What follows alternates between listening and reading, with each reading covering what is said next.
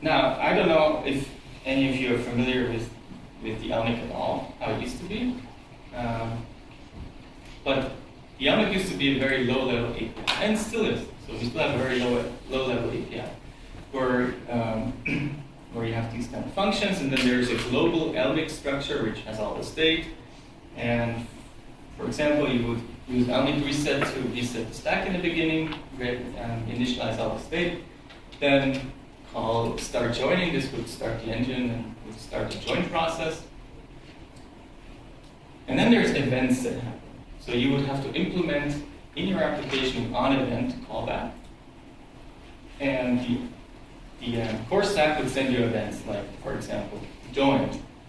Or when it starts joining, it would send joining, and then when it's finally joined, it will send you the joined event. And you would have to react on those.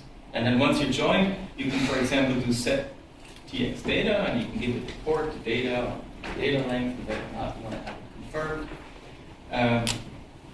There's also APIs that you can, put the data that you want to send and the port directly into this global LMIC structure, and then just call set tx, and that would send the thing, which is quite complex, error prone, but at the same time gives you a lot of freedom because you can basically manipulate every bit in the stack. And that is especially useful when you try new features. When we're in the TC and we're saying, hey, let's try this map command, or let's try this behavior, how does that change things? But if you do day-to-day application, that is cumbersome and can get in the way and can introduce bugs. And another thing with this events framework is that there's one central place where all these events land, and most of the time you are interested in multiple places.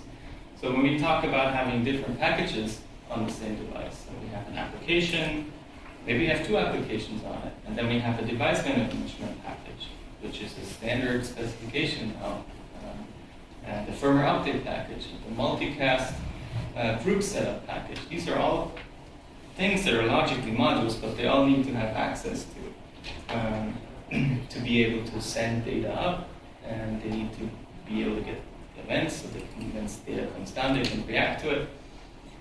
And there was no way to really do this in a nice way other than doing some kind of framework where you can register hooks dynamically and things like that, which in an embedded platform is really kind of silly. You start up and the first thing you do is set up a bunch of structures in RAM and call, every time you start up, call the same dynamic setup. Doesn't make sense on desktop. But